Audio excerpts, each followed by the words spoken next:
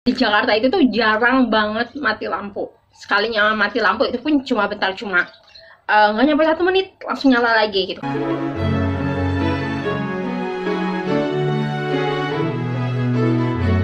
Hai guys, balik lagi di channel aku.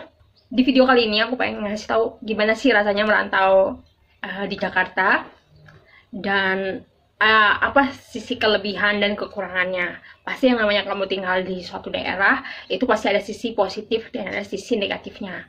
Jadi aku mutusin buat stay atau pindah atau merantau di Jakarta karena aku punya usaha.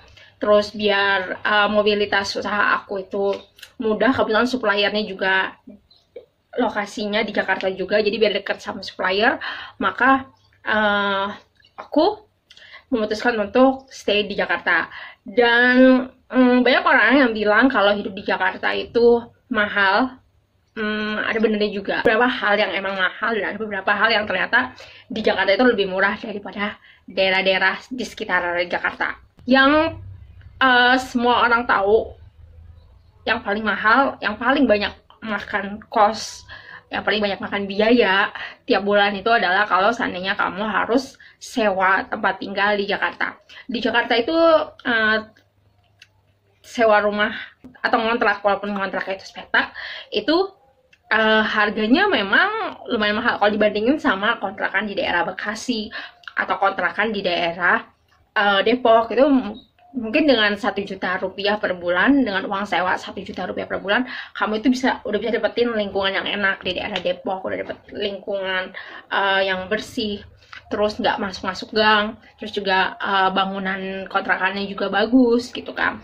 Tapi kalau di Jakarta, biaya sewa per bulan 1 juta itu kamu termasuk sulit untuk menemukan tempat kontrakan yang bentuknya ideal, yang nggak kumuh, karena kebanyakan biasanya kontrakan yang di bawah 1 juta atau mungkin 1 juta pas itu tuh masuk gang, terus kumuh, terus pencahayaan terhadap sinar matahari juga kurang. Apalagi kalau seandainya kamu ngontrak atau mungkin ngekos di daerah-daerah yang strategis, 1 juta itu dapat yang bener-bener sempit. Dan yang aku dapatkan saat ini, aku tinggal dekat Bandara Halim, yang aku dapatkan saat ini di bawah 1 juta itu bener-bener langka banget karena lingkungannya nggak kumuh.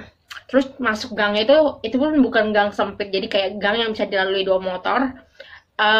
Itu sekitar 5 meter dari jalan yang bisa dilalui mobil, jadi bener-bener deket banget.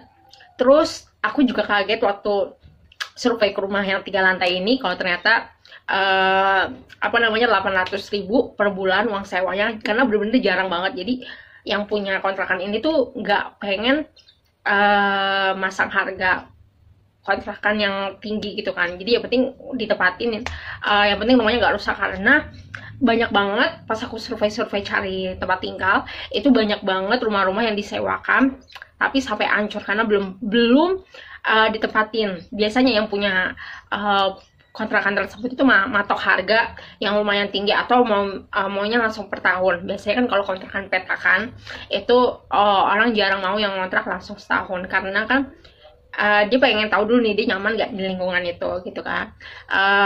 Kalau seandainya minimal bayar 3 bulan itu nggak jadi masalah, pasti ada aja yang mau. Kalau seandainya kalau kontrakan petakan harus bayar langsung 1 tahun, itu biasanya jarang ada yang mau, kecuali kalau rumah emang disewain per tahun masih ada aja yang mau. Itu pun aku lihat ada rumah yang disewa per tahun.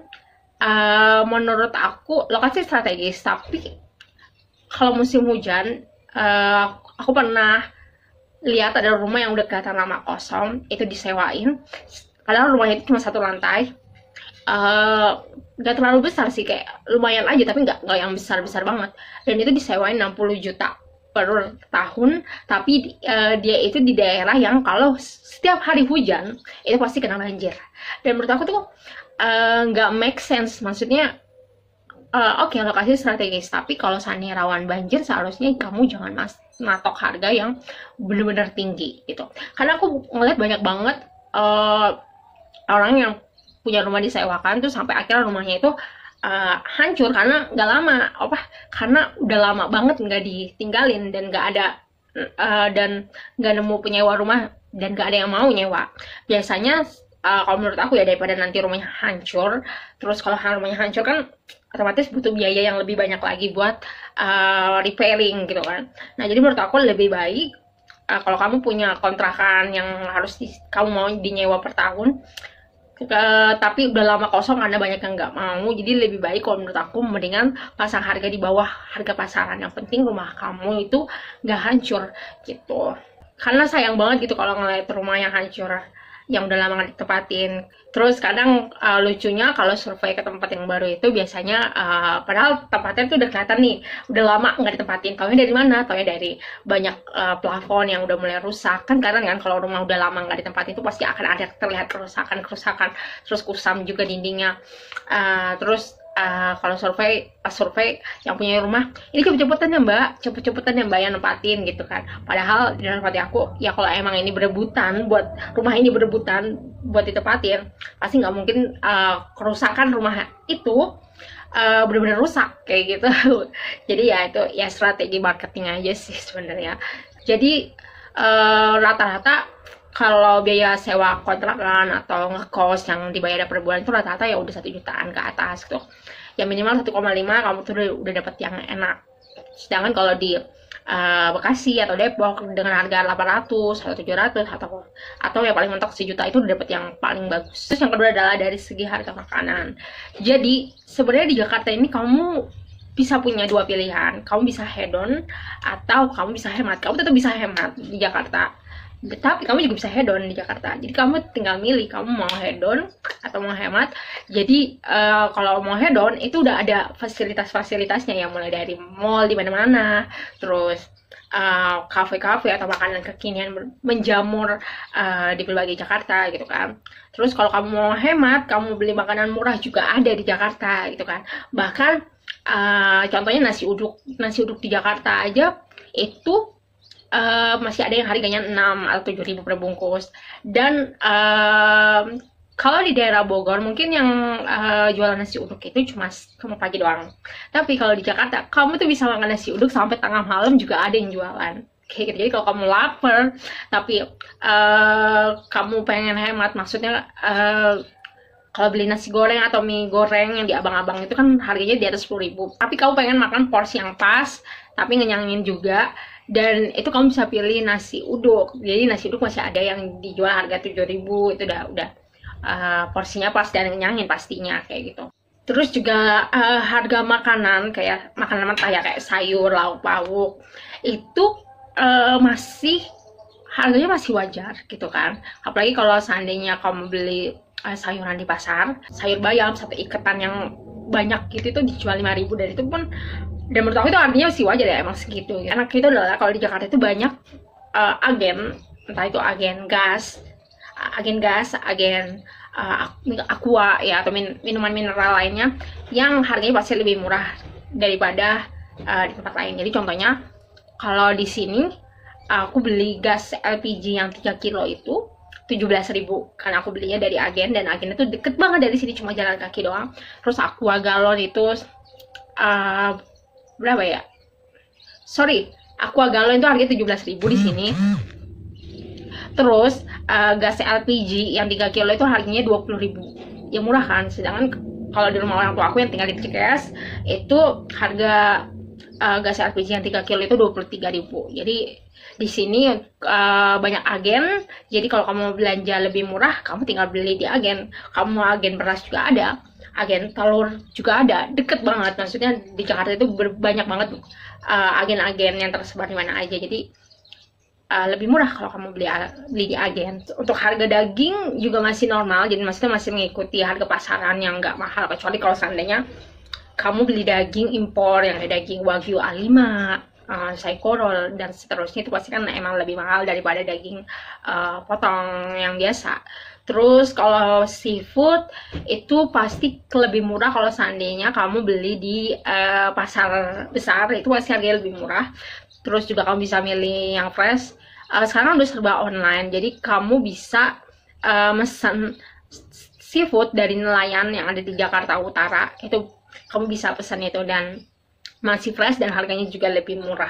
Jadi kalau soal makanan itu sebenarnya masih bisa dihemat-hemat, tapi yang emang paling banyak makan biaya bulanan itu adalah sewa tempat tinggal. Karena emang kalau kamu pengen dapetin tempat tinggal yang sirkulasi udaranya bagus, terus kena cahaya matahari, ya itu pasti kamu harus mengeluarkan uang lebih. Terus apalagi kalau seandainya kamu nggak mau tinggal yang bener-bener masuk gang sampai yang sempit-sempit.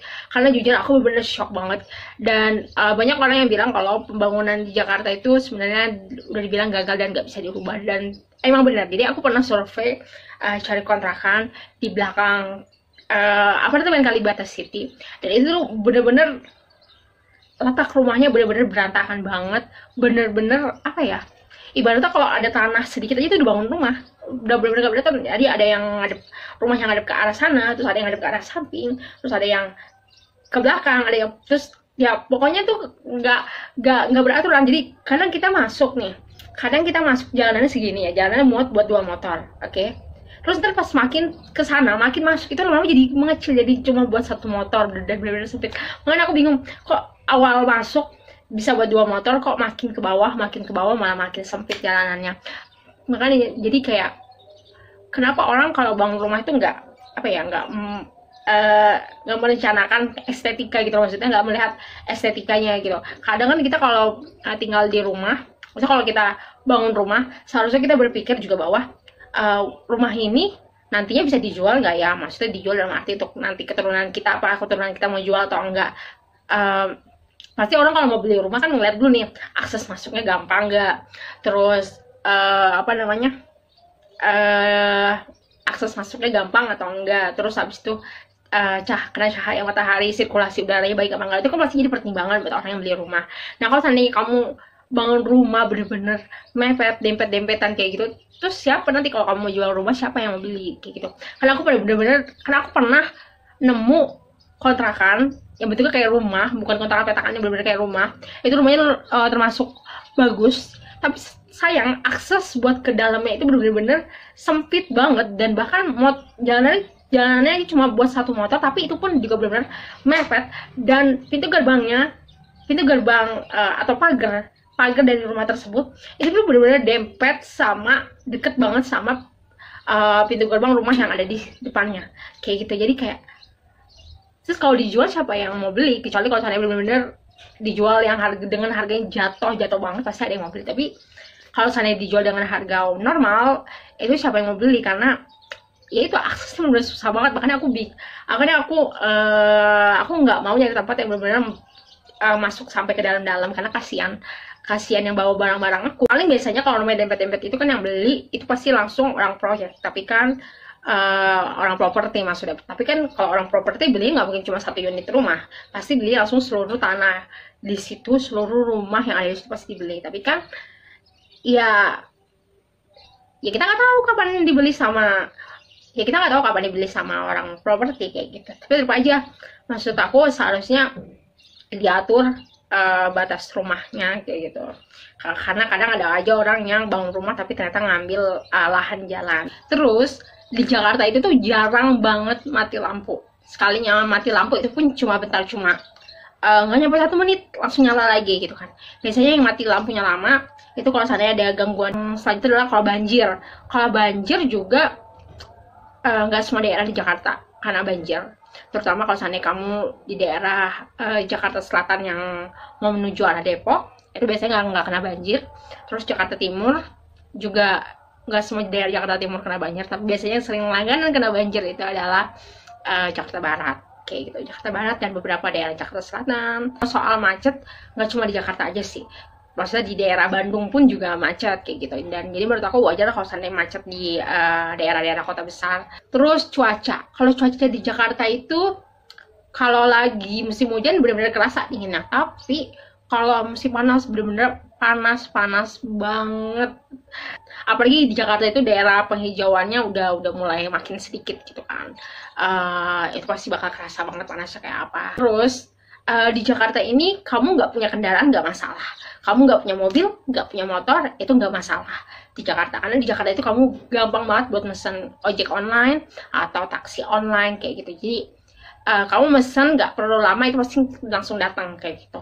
Jadi buat kamu yang nggak bisa mengendarai kendaraan atau kamu lagi nggak pengen punya kendaraan, itu nggak jadi masalah gitu. Karena akses untuk memesan transportasi online itu gampang banget. Terus juga apalagi kalau seandainya kamu mau naik busway juga banyak busway stationnya kayak gitu. Terus kamu juga mau naik kereta juga ada, mau naik pesawat juga ada, bisa ada di Bandara Soekarno-Hatta atau Bandara Halim. Kalau sebenarnya Bandara Soekarno-Hatta itu letaknya bukan di Jakarta ya, jatuhnya itu di Banten. Tapi banyak orang yang anggapnya di Jakarta. Terus atau kamu mau jalan-jalan gitu kan, ke Ragunan juga ada, ke SeaWorld ada, terus ke Dufan juga ada, atau ke tempat wahana berenang lain juga ada. Jadi ya gitu. Tapi biasanya orang-orang Jakarta demennya ke mall. Jadi kalau di Jakarta itu pinter-pinter milih temen, karena kalau seandainya teman-teman kamu pada hedon, kamu pun juga akan ketularan hedon kayak gitu. Terus di Jakarta juga banyak kafe-kafe kopi. Kamu nggak perlu ikutan minum kopi setiap hari kalau kamu merasa uang kamu masih terbatas. Sebenarnya tergantung diri kita sendiri. Jadi di Jakarta ini kamu mau hedon bisa, mau nggak hedon juga bisa. Jadi ada fasilitasnya. Jadi nggak kayak kamu tinggal di suatu kota yang dimana nggak ada pilihan hal yang murah. Nggak, di Jakarta tetap ada pilihan hal yang murah. Jadi contohnya kayak tempat tinggal, kamu bisa nemuin kontrakan yang harganya cuma 500.000, 600.000 di Jakarta, tapi dengan konsekuensi kamar mandi di luar, atau kontrakannya nggak terlalu bagus kayak gitu kan, atau harus ngelewatin daerah-daerah kumuh kayak gitu. Terus harga makanan di Jakarta juga masih ada yang affordable. Jadi tinggal di ibu kota bukan berarti semuanya serba mahal. Ada yang harganya normal, ada yang harganya murah juga. Jadi tergantung kamu pinter-pinter nih milihnya gitu. Tinggal di Jakarta itu bukan yang semua aspek, semua hal yang ada di Jakarta itu mahal. Enggak, ada juga yang ramah di kantong. Jadi tergantung kamunya aja, kamu mau yang mana kayak gitu. Oke guys, sampai di sini dulu video aku kali ini. Sampai jumpa di video aku selanjutnya. Bye.